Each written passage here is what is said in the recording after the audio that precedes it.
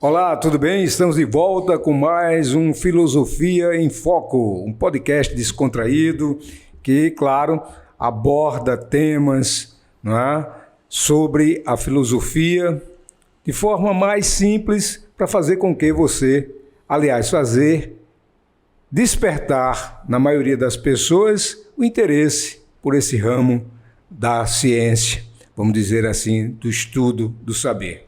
E claro, estamos aqui ao lado do mestre Marcos Antônio e hoje vamos falar, o tema é noções básicas da lógica aristotélica. E agora eu já passo a palavra a Marcos para as considerações iniciais. Boa noite, sejam todos bem-vindos a mais um podcast do Filosofia em Foco.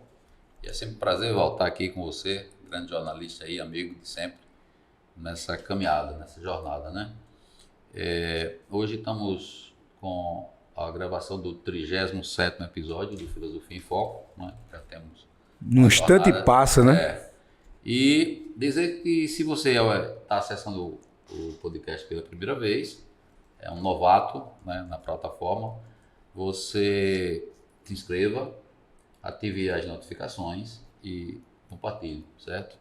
E para que a gente possa continuar, né, divulgando o nosso trabalho, né? Isso. Então, como eu falei já, né, a gente vai falar sobre noções básicas da lógica aristotélica e vamos abordar principalmente os tópicos tipo silogismo, conceito de lógica e os princípios básicos para que esses conceitos, vamos dizer, o que a gente vai discorrer hoje, o tema, seja melhor compreendido por vocês. E por isso mesmo eu já passo, claro, agora a palavra para Marcos discorrer, explanar, falar um pouco do que seria, né, as noções básicas, ou do que será, ou do que é, noções básicas da lógica aristotélica, Marcos. Falar em lógica, em filosofia, e quando a gente se refere à lógica clássica, necessariamente, né, a gente tem que falar de Aristóteles, porque Aristóteles foi o grande idealizador, né, disso que hoje a gente conhece como lógica, né? Muito embora existe a lógica a moderna, né, que é outra história, mas hoje a gente vai dar um foco aqui para aqueles conceitos básicos, aquelas noções básicas da lógica clássica ou da lógica aristotélica, né? Mas assim, quem foi Aristóteles, né? Aristóteles a gente já tem, acho que uns dois podcasts gravados, a gente já, mas assim, de maneira breve, né? É um pensador da filosofia clássica, né? Juntamente com Sócrates e Platão, né? E que está ali no ano de 384, que é o ano que ele nasceu, antes de Cristo, né? E que vem a falecer em 322 antes de Cristo. Portanto, com 62 anos ele vem a falecer, né? Natural de Estagira, né? É uma cidade povoada que pertencia ao Império da Macedônia, né? E que vai para Atenas para estudar filosofia, conhece Platão, se transforma em discípulo, depois em professor da Academia de Platão, né? E depois funda o seu próprio ginásio, né? Que é o Liceu, né? E Aristóteles, ele é uma figura importantíssima, como eu já até citei em outro podcast, porque ele, além de ter sido um sistematizador, de ter sido um classificador, de ter colocado, digamos assim, o ponto em cada i, né? Organizou, né, as coisas. Exatamente. Ele conseguiu organizar os conhecimentos, né? Ou seja, de acordo com a afinidade desse tipo de conhecimento, certo? E escreveu muito, escreveu sobre a física ou a filosofia natural, física ou filosofia natural, escreveu sobre metafísica, sobre ética, sobre política, sobre a poética, né? A poesia, a poética, melhor dizendo. e escreveu, né, sobre lógica, né? Ou seja, ele é o idealizador disso que nós chamamos da lógica aristotélica ou a lógica clássica, que é o tema que a gente vai discorrer hoje, né?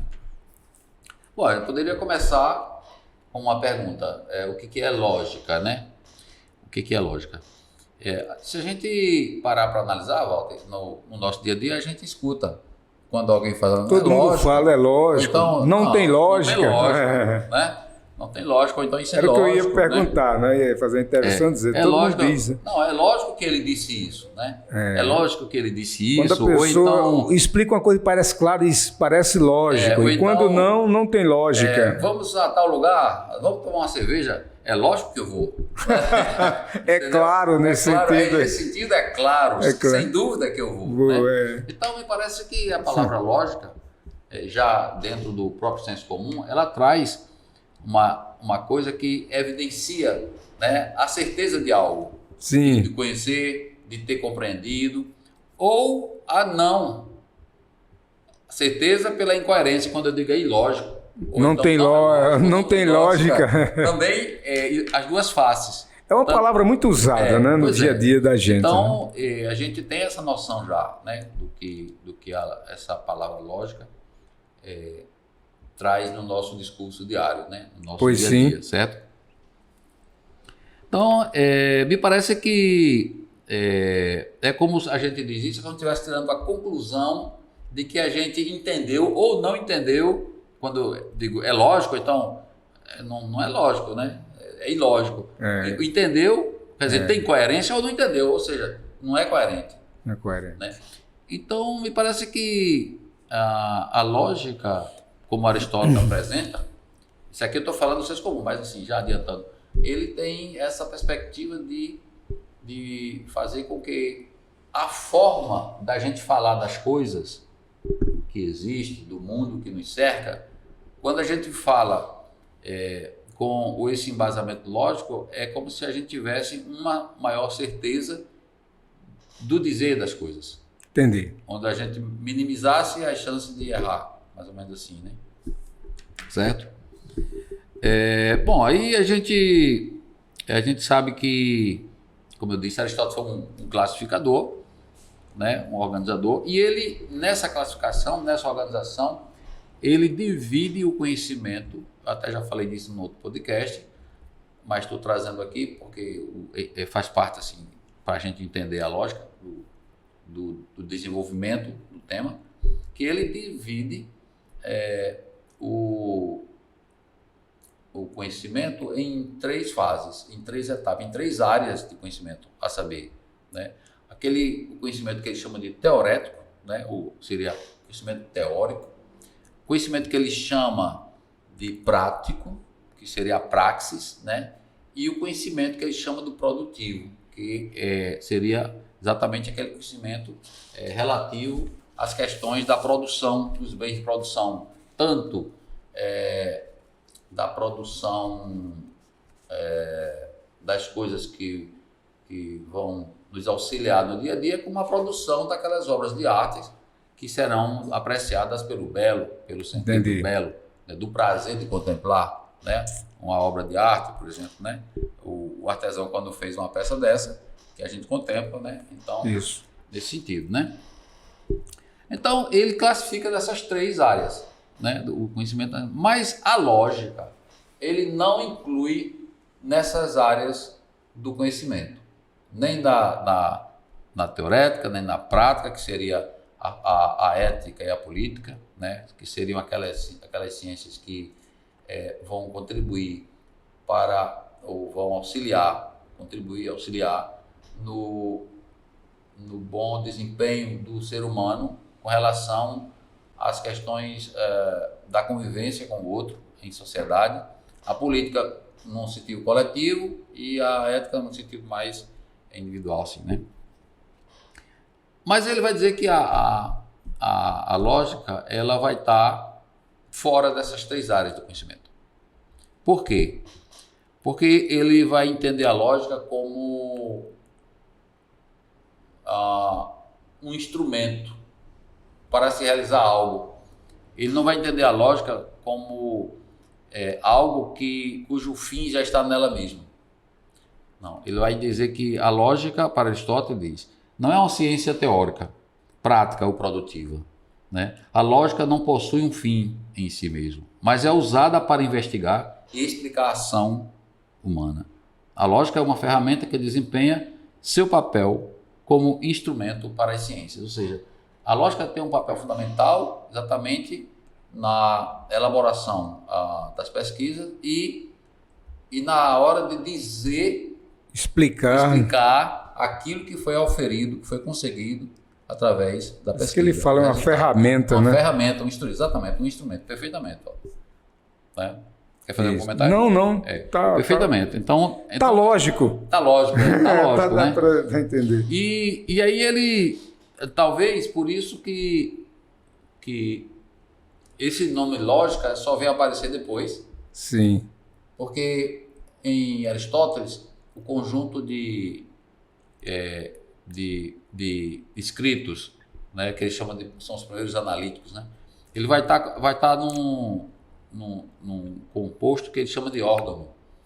E coincidentemente, essa palavra em grego, órgão, não quer dizer órgão, quer dizer exatamente instrumento. Exatamente porque ele tinha essa ideia de que a lógica era um instrumento, servia para instrumentalizar alguma coisa, né? E nessa perspectiva ainda, a gente pode dizer que a lógica ela caracteriza-se primeiro por ser altamente instrumental, e aí justifica exatamente esse posicionamento dele, né? Que é o instrumento de pensamento para pensar corretamente e verificar, né, a correção do que está sendo pensado, do que está sendo dito, né? Ela também caracteriza por ser formal, ela tem uma formalidade na forma como ela se apresenta como instrumento, e por isso que dá a validade das coisas. Na verdade, ela nem está indo atrás da verdade ou da falsidade, ela está mais indo atrás de verificar a correção, de validade ou invalidade, a lógica. Claro que nesse contexto a gente vai também encontrar a verdade, mas às vezes a formalidade da operação vai dar uma característica de validade sem que necessariamente ela tenha contido a verdade, certo? No detalhe, né? Entendi. Também ela é propedêutica, tem um aspecto na lógica propedêutica. Por que propedêutica? Como, digamos assim, uma necessidade de que as pessoas que vão iniciar uma pesquisa científica ou filosófica, elas, antes mesmo de iniciar esse contato com a pesquisa, elas precisam ter a noção de como a lógica vai contribuir para aquele processo de pesquisa. Por isso que ela é propedêutica nesse sentido, portanto, que vem antes. Como que diz? Você precisa desse instrumento, isso. Né? Não esqueça disso. Não esqueça disso. Para fazer um bom trabalho, você precisa desse instrumento. Exatamente. Então, nesse sentido que ele diz que ela é propedêutica. Ela é normativa, porque ela tem leis próprias, né? Que leis, regras, normas, né? Que todo pensamento deve seguir, e toda pesquisa científica e toda pesquisa filosófica também igualmente deve seguir, se quiser manter a perspectiva de que apareça a verdade, certo? Ainda, essa lógica, ela se apresenta como uma doutrina de prova. Por que como doutrina de prova? Especialmente nas questões matemáticas também, né? Porque ela, digamos assim, estabelece uma condição, né?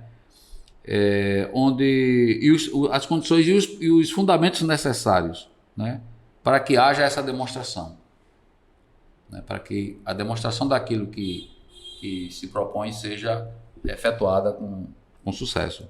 E, finalmente, a lógica ela é geral e temporal. Em que sentido? Que ela não depende de tempo, de espaço, da pessoa, do particular. Ela é universal porque ela é necessária e imutável.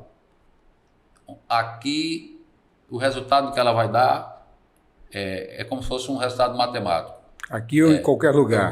Como se fosse 2, 2, 4, né? Lógico. Aqui no Japão, na China, na atualidade, no passado, no futuro. Ou seja, ela é atemporal, né? Atemporal. Entendeu? E então Aristóteles, ele, como eu falei, ele desenvolveu, né, esse sistema, que é o sistema da lógica, né, e de inferência válida, né? Isto quer dizer que ele sistematizou os princípios do raciocínio correto. Né? E aí, interessante porque aí eu vou trazer um slide para vocês para facilitar esse entendimento, certo? Aristóteles desenvolveu essa teoria que a gente chama de dedução, mas que também é conhecida por silogismo. Sim. Mas antes disso eu vou apresentar alguns slides e o primeiro deles é exatamente onde a gente vai apresentar alguns princípios, né, alguns princípios que se forem não obedecidos, ou se forem negados, elas poderão causar, essa ausência poderá causar falta de entendimento daquilo que se quer dizer. Não é? Então, esses princípios são 3, certo, Walter? Certo, diga aí. O primeiro deles é o princípio da identidade, né? Que está aí nesse primeiro slide, o princípio da identidade. O que é que diz o princípio da identidade? Diz o seguinte: A é igual a é A, B é B, C é C. Ou seja, ele quer dizer o seguinte: uma coisa é o que é, ponto final. Uma caneta é uma caneta, ponto final. Identidade, né? Identidade. Uma caneca é uma caneca, ponto final. Então, ela serve exatamente para dizer o que cada coisa é. Pronto. O princípio da identidade. Da identidade. Certo. Exatamente. No segundo, o princípio da não contradição. Né? O princípio da não contradição. O que é que diz o princípio da não contradição? A é A e é impossível que seja não A ao mesmo tempo e nas mesmas condições. O que é que quer dizer isso? Que eu não posso dizer que isso aqui é uma caneta e não é uma caneta. Faz sentido isso? Não. No diálogo? Não tem lógica. Não tem lógica. Exatamente, não tem lógica. Não tem lógica, né? Isso é uma caneca e não é uma caneca. Não tem lógica. Ou então, ou não é. Exatamente. E o terceiro princípio, que chama princípio do terceiro excluído. Exatamente isso que o senhor acabou de dizer. A é X ou não X. E não há terceira possibilidade. Ou seja, ou isso aqui é uma caneca, ou não é uma caneca, e não tem outra opção. Ou é ou não é. O que você nominou né? Entendi.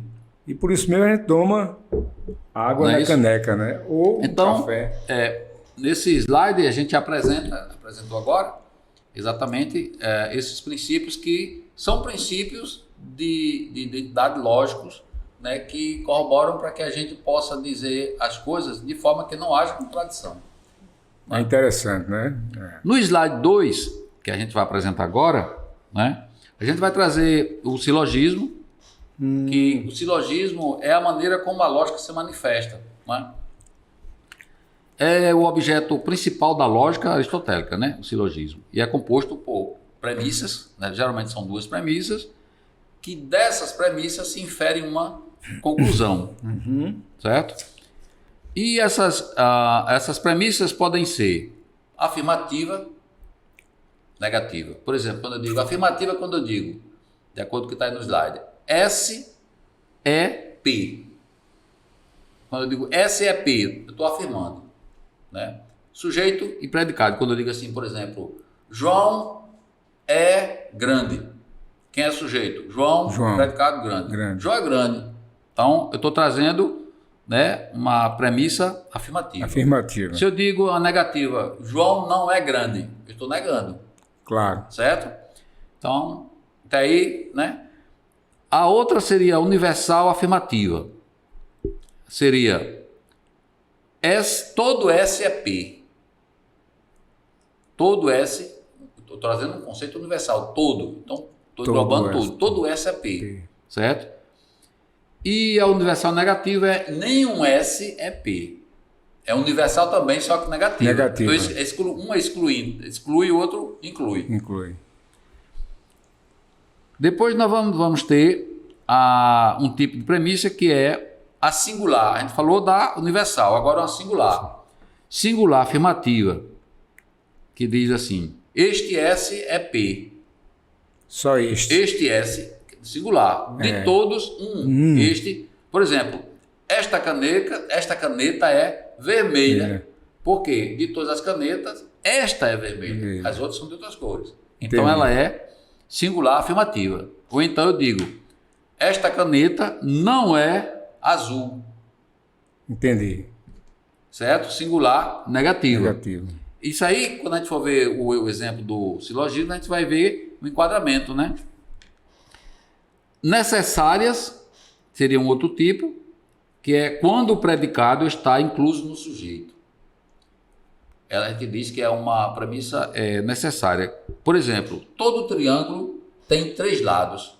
É necessário porque senão não é um triângulo. Não é um triângulo. É uma condição para que essa figura geométrica seja um triângulo. Então, se eu dissesse assim, todo quadrado tem 4 lados. É 4 igualmente ângulos. necessária. Por quê? Porque para ser um quadrado, necessariamente tem que ter 4 lados, certo? Então, por isso que ela chama que ela é necessária.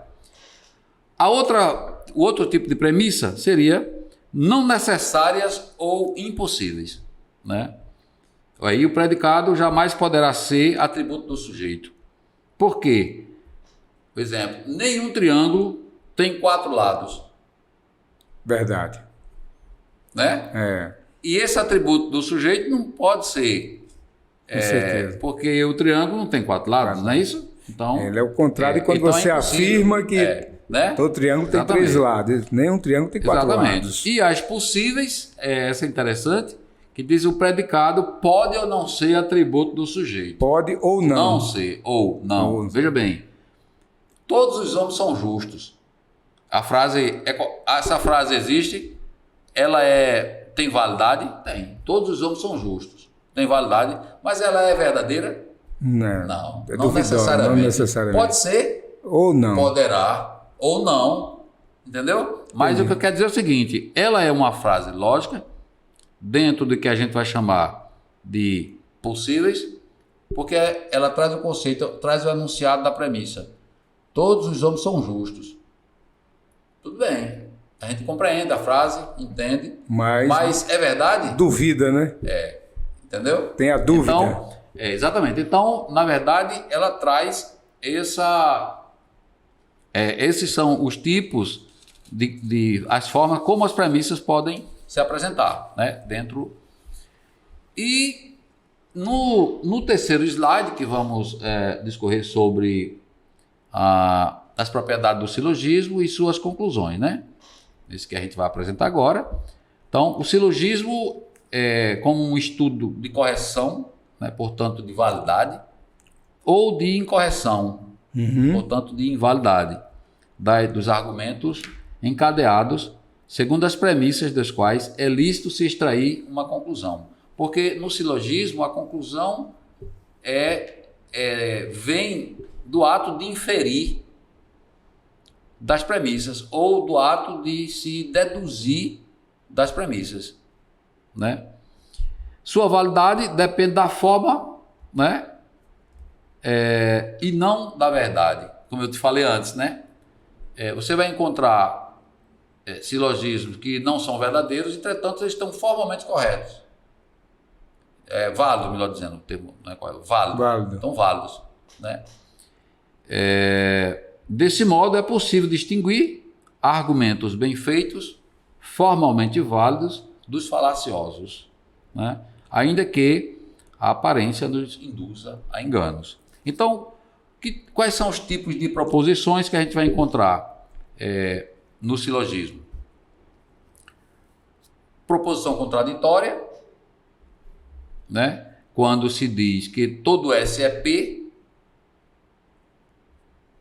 e alguns S não são P. Ora, se eu estou dizendo todo S é P na fala, e em seguida eu digo sobre a mesma que nenhum S é P, aliás, nem todos. Não, vou repetir. Quando se diz que todo S é P, todo S é P, e alguns S não são P, eu estou me contradizendo. Está contradizendo. Num você diz que todos são, no outro nem todos. Então eu estou dentro do mesmo sentido, complementando a frase. Então eu estou ferindo. Há uma contradição que a gente chama, né? Exatamente. Há algo que não bate. Exato. Uma outra condição, outro tipo de proposição são as contrárias. Seria quando se diz que todo S é P, portanto universal afirmativo, todo S é P e nenhum S é P. Aí é totalmente diferente. Você não disse nada. Anulou, um anula outro. Anulou, né? Anulou, você não disse nada, né? Com certeza. Ou ainda, quando eu digo alguns S são P e alguns S não são P. Igualmente não tem sentido. Né? Anula. E o último exemplo são as subalternas, quando se diz que todo S é P e alguns S não são P. Ou nenhum S é P e alguns S são P. Igualmente, não bate, né? Verdade. Então, quando a gente vai analisar o silogismo, a gente vai perceber que essas possibilidades podem aparecer e a gente vai inferir a partir das premissas, né, se há validade ou não validade e se há verdade ou não. Mas o que se está buscando é a validade, é a correção ou incorreção, a validade ou invalidade, não necessariamente a verdade nesse caso, certo? Claro. Isso tem lógica, né? Tá vendo? Então, no quarto slide que a gente vai trazer agora, vamos trazer um exemplo do silogismo. Por exemplo, aliás, é um exemplo de silogismo que quase todo mundo apresenta. E é bem simples de compreender. Eu acho que você já viu, eu vou trazê-lo aqui. Vamos aí. Na premissa número 1, está no slide aí, certo? Na premissa número 1, ele diz: todo homem é mortal. Premissa P1. Todo homem é mortal. Premissa P2. Sócrates é homem. Conclusão: logo, Sócrates é mortal. Aí tem um detalhe aí que é o seguinte: esse argumento é válido. Não porque a conclusão é verdadeira, mas porque está no modelo formal. Claro, ele é verdadeiro, mas a validade dele não está vinculada a essa verdade que ela passa. Porque ela antes de obedecer o critério de verdade ou falsidade, ela obedece o critério de validade ou invalidade. Correção ou incorreção. Uma coerência com o que ele afirma, isso, né? Exatamente. Se todo homem é mortal, fulano é homem, fulano é mortal. E aí tem uma questão aí, porque nessas premissas a gente tem os termos médios e os termos extremos. O termo médio, ele tem a função de ligar os extremos. Sim. De uma premissa com a outra. Engraçado. Então, se você pegar ainda nesse exemplo do slide 4, quando eu digo todo homem é mortal, e na segunda premissa eu digo Sócrates é homem, então o que é comum aí é homem. É homem. Então Está no meio, né? Está no meio. Então eu vou pegar logo Sócrates é mortal. Eu vou pegar exatamente, fazer o link dos extremos. Ou seja, se todo homem é mortal. Certo? Sócrates é homem, é mortal, né? É lógico. Entendeu? Sócrates é mortal. Exatamente, né? Então, na verdade, essa conclusão inferida pela mediação do termo mediano, né? Que no caso é homem. A função do termo médio é ligar os extremos. Os extremos. Para dar a conclusão, certo? Bom, tem mais um slide, no quinto slide eu trouxe mais um exemplo aqui de silogismo, né, que a gente pode ir para finalizar, que é um exemplo que diz assim: P1, premissa 1. Todos os mamíferos são mortais. P2, premissa 2. Todos os cães são mortais. Então, logo, a conclusão, todos os cães são mamíferos. Certo?